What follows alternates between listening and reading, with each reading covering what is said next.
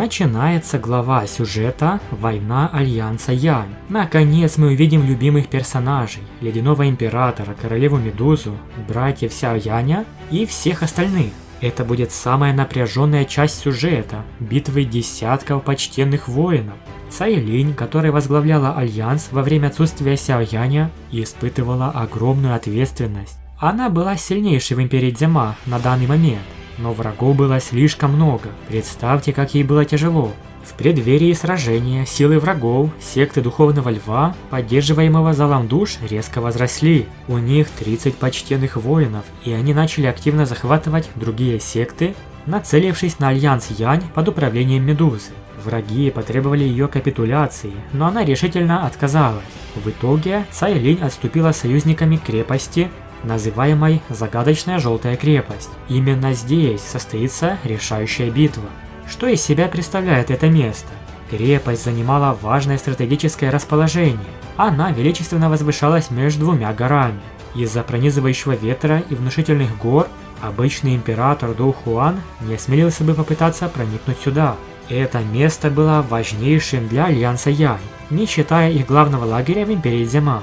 Если бы эта крепость пала, их оборона в радиусе 1000 километров рухнула бы, вынудив Альянс Янь вернуться в Империю Дзема. Это, несомненно, свело бы на нет и без того напряженное развитие Альянса. Пока Сяо Янь и Сюнер находились в Небесной Гробнице, Королева Медуза и другие оставшиеся начали оборону. Члены Альянса, как, например, Цин Линь, Сяо Исянь и Я Тиньхо, вернулись, чтобы помочь. В бою у крепости участвуют более 60 почтенных воинов, включая 4 и 9 Тяньзуна Зала Душ. Арка Желтой крепости – это по сути смертельная схватка между Альянсом Янь и сектой Небесного Льва. За те годы, что Сяо Янь отсутствовал после ухода из Империи Дзема, Альянс под управлением Королевы Медузы и других соратников вырос до одной из 3 сильнейших сил на северо-западе континента. Яо Чень сначала отправил Сяо Исянь, Цин Линь и Я Тяньхо на помощь. Учитель Яо Лао лично создал пространственный портал, червоточину, для быстрой транспортировки подкрепления в загадочную Желтую крепость. Это очень важно. Если бы Сяо Янь просто летел, это заняло бы как минимум 2 месяца, и было бы слишком поздно, чтобы прибыть. Великая битва между сектой Небесного Льва с поддержкой Зала Душ и Альянсом Янь разгорелась в полном объеме. Сцены получились зрелищными и взрывными. К тому же в бой вступили Цин Линь и Хайбодо. Но главная сила – это Королева Медуза. Ее новый образ в форме почтенного воина ослепительно красив. За ее спиной теперь появился характерный для этого уровня круг почтенного воина. Новый облик получился довольно хорошим. Также добавили плащ с высоким воротником. А вот насчет этого воротника, честно говоря, он оказался ужасным решением.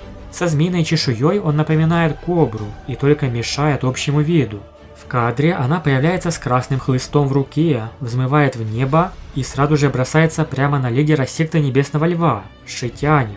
Хотя глава Шитянь – это 6-звездный почтенный воин, а сама Медуза только 5-звездочный. Она совершенно не боится. Ради Сяо Яня и ради Альянса Янь она сражается насмерть, вступая в яростную битву с Шитянем.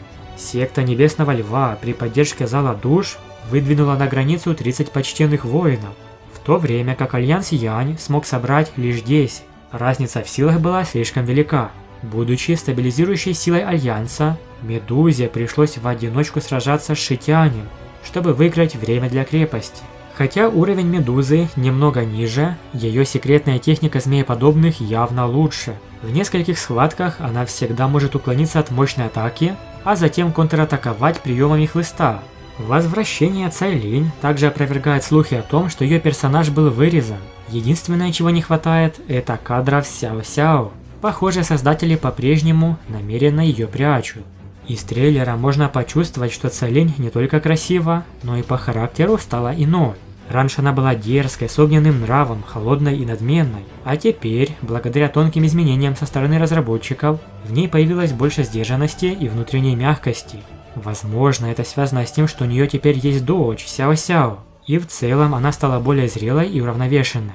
Особенно изменились черты лица. Теперь в ней чувствуется женственность и заботливость. Образ женщины, которая уже готова стать надежной супругой Сяо Яня, его поддержкой и помощницей. Хайбодон снова использует боевую технику «Парящий ледяной дракон». Теперь он может сразу выпустить 9 ледяных драконов. Кроме масштабных боев, арка крепости важна еще и тем, что именно здесь Цайлинь, как жена Сяо Яня, полностью утвердится в своей роли. Но куда же пропала Сяо Сяо? В последнем трейлере Сяо Сяо не появляется. Почему? Ее действительно прячут до выхода основной серии, и она внезапно появится. Пусть у нее и немного сцен, но она очень важна для будущего сюжета. Она дочь Сяо Яня и Цайлинь, плод их любви, продолжение жизни. Если студия хочет вернуть интерес к аниме, вернуть Сяо Сяо – единственный шанс. Ей достаточно просто назвать Сяо Яня папой, чтобы сгладить все недовольства зрителей. 9-й Тяньцзун собиралась похитить Сяо Сяо, чтобы использовать ее как заложницу против Медузы. Сяо Дин знал, что Альянс Янь находится в критическом положении. Он подошел к Цайлинь и серьезно сказал ей: «Если ты действительно не можешь сопротивляться, быстро уведи Сяо Сяо. Она дочь Сяо Яня, и ошибок быть не должно». Услышав это, Цайлинь кивнула. Но в самый критический момент появляется Сяо Янь. Теперь он достиг вершины 8-звездочного почтенного воина. Он привел с собой 30 экспертов уровня почтенного воина и устраивает эффектное появление, разгромив 9-го Тяньцзуна и даже тяжело ранив 4-го. Однако в трейлере 158 серии Сяо Янь еще не появляется. Это говорит о том, что возможно сцены с Сяо Янем и Сяо Сяо появятся только в 159 серии. А теперь посмотрим, как эти события описываются в оригинале. Это идет полноценное чтение главы со всеми подробностями. Если вам такое понравится, напишите в комментариях, а если нет, тоже напишите. Глава «Начало большой битвы». Начало большой битвы. В глазах Цайлинь вспыхнул холод. Она вышла вперед на глазах у многих людей. Ее спокойный голос не дрожал даже ввиду нынешних обстоятельств. Руководя Альянсом Янь, она, будучи вдобавок лидером расы змея-людей, не испытывала ни малейшего страха. У Альянса Янь только воины, которые предпочтут погибнуть в битве, чем предать соратников. Мужчина средних лет с золотыми волосами гордо стоял посреди воздуха. Его золотой меч блестел. Сам он не испытывал раздражения от слов Цайлинь, а лишь громко рассмеялся. Его пыл лишь усилился. Женщина с сильным характером ему нравилась больше. Кто в северо-западном регионе не знал о холодном и гордом темпераменте красавицы Цайлинь из Альянса Янь? Если он сможет захватить ее в битве и сделать из нее свою наложницу, то дальнейшая битва для него мало будет иметь смысл. В этом мире существовали женщины, которые улыбкой и хмуростью могли вызвать начало войны, и Цайлинь принадлежала к этой категории. Медуза, ты должна четко понимать, что глупо сопротивляться. С вашими силами невозможно сражаться против нас. Если Альянс Янь признает поражение и подчинится фракции Духовного Льва, а также передаст всех членов клана Сяо, я могу гарантировать, что ни один из вас не пострадает. Активировать формацию. Цайлинь просто посмотрела на него и рассмеялась в ответ. Затем она отдала приказ холодным тоном. После ее приказа солдаты нервно отреагировали. Небо за пределами крепости задрожало, сопровождаясь воплощением энергетического барьера, который закрывал всю крепость. Он разделил полностью две армии. «Стрелкам приготовиться!» Снова приказала Цайлинь. Последовали звуки натяжения тетивы. Механизмы натяжения баллист пришли в движение, приготавливая болты не менее 20 футов в длину.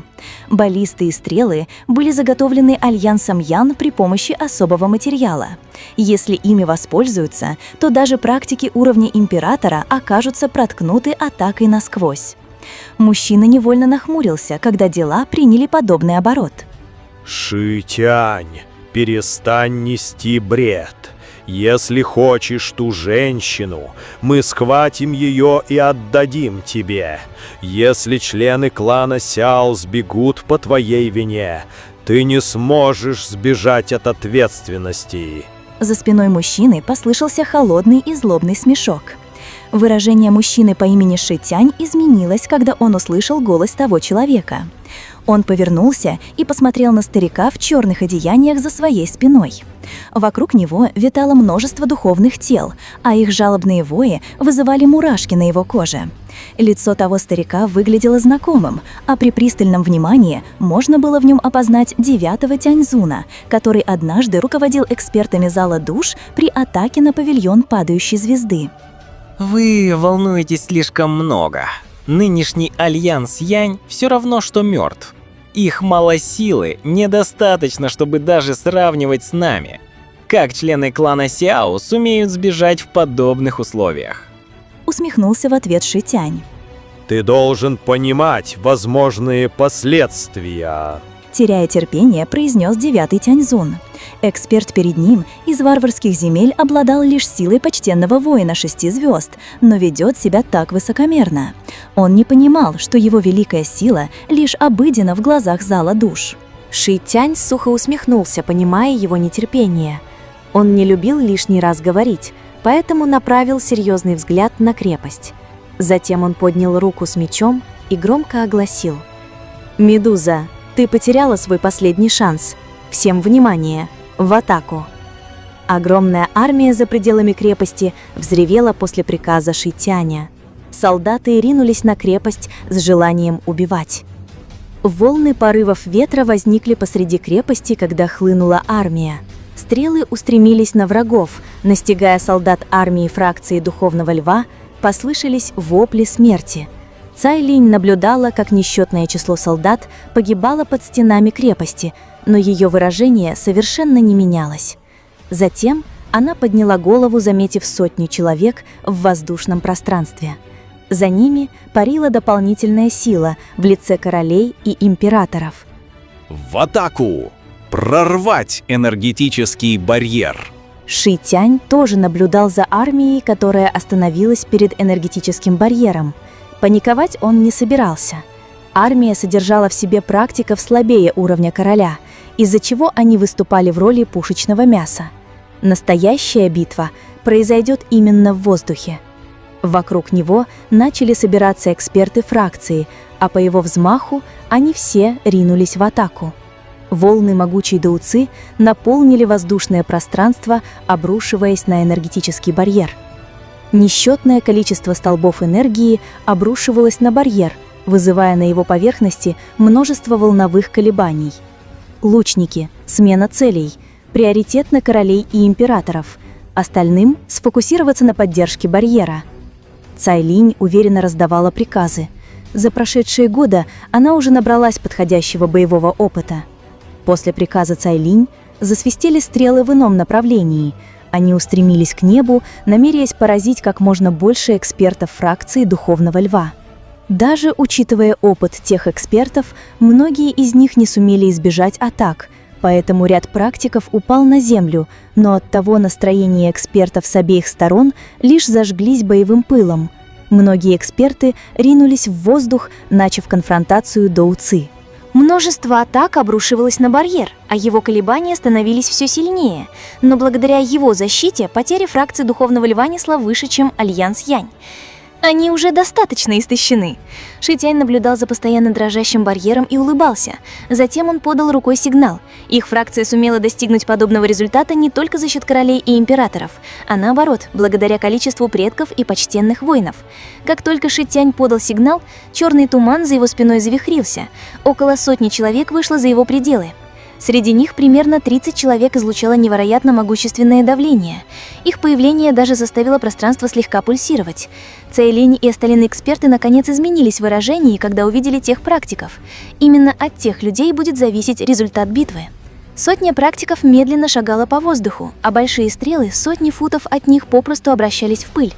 Любой мог бы заметить, как от их тел вырвалась волна могущественной даоци, сформировав громадного энергетического зверя. Зверь принял свою форму, и из его ноздрей вырвались 2 струи белого дыма. Он спустился и обрушил свою мощь на энергетический барьер. Хотя в ответ из крепости направились атаки, они не смогли остановить того зверя. Зверь пересек пространство, выдержал ответные атаки и тяжелым ударом обрушился на барьер. Многие члены Альянса Янь побледнели. Поле боя резко замолкло в момент столкновения. От столкновения начала исходить масштабная силовая волна. Барьер затрясся и раскололся на части, сопровождаясь громкими шумами. Цайлинь сжала руки, когда барьер раскололся. Ее ледяной голос разнесся по всей крепости.